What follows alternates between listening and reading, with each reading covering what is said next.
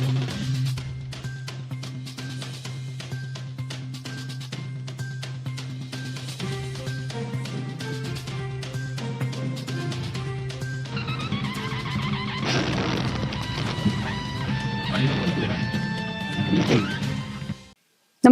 आपण पाहता Hirkani news. Hirkani news प्रत्येक क्षण ताज्या घडामोडी आणि महत्त्वाच्या प्रत्येक बातमीसाठी नेहमी तत्पर. केशवराव भोसले नाट्यगृहात जळाले की जाळले. कोल्हापूरचा ऐतिहासिक ठेवा अशी ओळख असलेल्या आगीच्या भक्षस्थानी पडलेल्या संगीत सूर्य केशवराव भोसले नाट्यगृहाच्या दुर्घटनेबाबत गेल्या पावणे 2 वर्षापासून साशक्त असतानाच आता हे नाट्यगृह जळाले की जाळले असा प्रश्न रंगकर्मींसह शहरवासियांना पडला आहे. याला कारण ठरले आहे फॉरेन्सिक अहवालातील धक्कादायक निष्कर्ष. 1 वर्षापूर्वी पोलिसांना मिळालेल्या आणि अद्याप उघड न झालेल्या या अहवालात घटनास्थळी पेट्रोलचे कॅन, पेट्रोलचे पडलेले डाग यासह ज्वालाग्रही पदार्थ आढळून आल्याचे स्पष्ट झालं आहे, असे महापालिका विरोधी पक्षनेते राजेश लाटकर यांनी सांगितलं.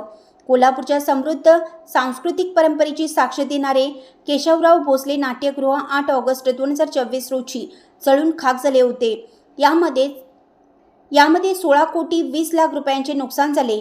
या दुर्घटनेला 2 वर्ष होत आली तरीही आग कशी लागली, त्यामागचे कारण याचा उलगडा करण्यात पोलिसांना अद्याप यश आलेलं नाही. आग लावल्यानंतर फॉरेन्सिक पथकाने घटनास्थळाची पाहणी करून तपासणीसाठी तब्बल 28 नमुने संकलित केले होते. त्यापैकी 3 नमुन्यांच्या पाहणीतून आग भडकण्यास कारणीभूत ठरणाऱ्या साहित्याबाबत निरीक्षणे नोंदवण्यात आली आहेत. फॉरेन्सिक लॅबचा अंतिम अहवाल 1 वर्षापूर्वी 5 जुलै 2025 रोजी पोलिसांकडे सुपूर्द करण्यात आला आहे. लाटकर यांनी हा अहवाल माहितीच्या अधिकारात मागवला आहे.